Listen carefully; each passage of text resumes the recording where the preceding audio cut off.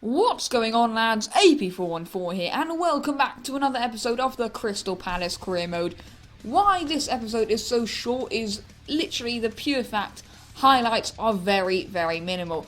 Still some of the good little games on, but basically I wasn't scoring a lot of goals today. So yeah, we have this match here against Newcastle United, and this is how the Premier League tables looking, and also those are the top scorers. Sacco, he does need 2 more to be level with Enner Valencia, who's absolutely smashing it for West Ham United.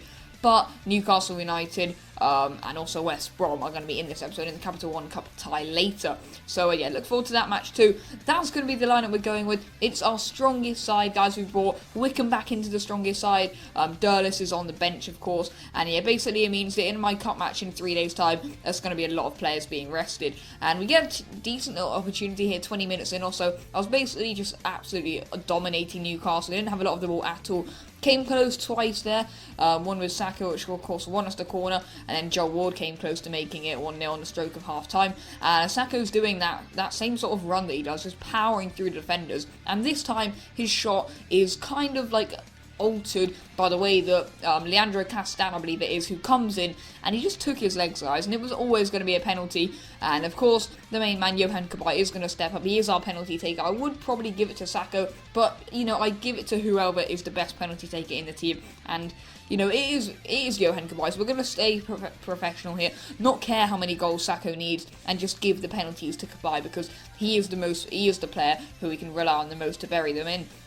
And of course, at the half-time whistle, we got that penalty right on the stroke of half-time, converted by Cabaye. It's 1-0. So you're coming into the second half with a lot more confidence. Of course, it gives us the opportunity to go and grab a second, make a cheeky change here, bring on MacArthur for Cabaye, potentially more defensive just to hold at the rest of the match.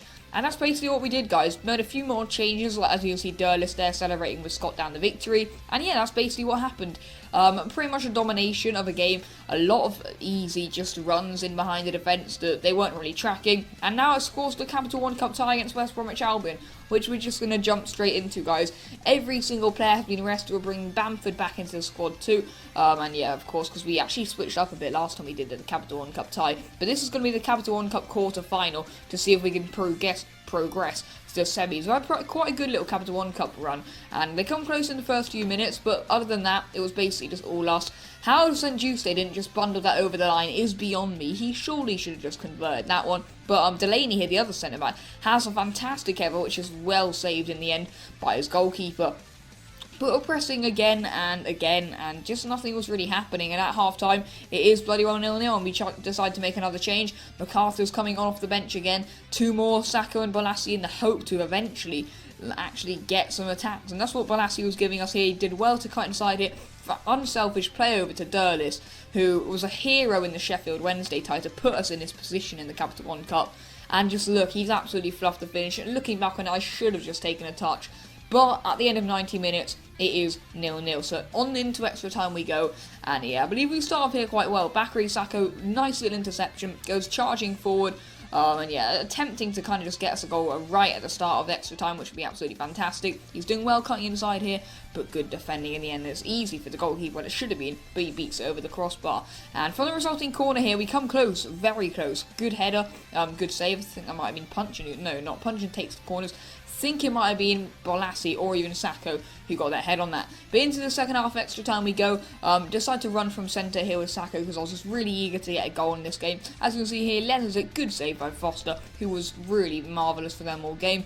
But from the resulting corner, guys, it comes in, it's well defended. Ivan Lopez then gets a second go at this one, puts it in, and there is Jeremiah St. Juste with the faintest of touches. One of the nicest goals I've scored on FIFA. I love the way it just dipped. Clip the crossbar over the line. It is. You don't need goal line technology for that sort of stuff. 1-0 with 11 minutes left of the tie. So yeah, still a little bit of time for West Brom to come back in the game. But St. Juste puts us in the perfect position for the semi-finals. And that is where we are heading, boys. Capital One Cup madness in the last few minutes. But that's going to be the end of this episode of the Crystal Palace Career Mode. I know it's been a bit trim this time. But if you did enjoy it, then please smash likes. We are into the Capital One Cup semi-finals. I'll see you all next time. Peace out.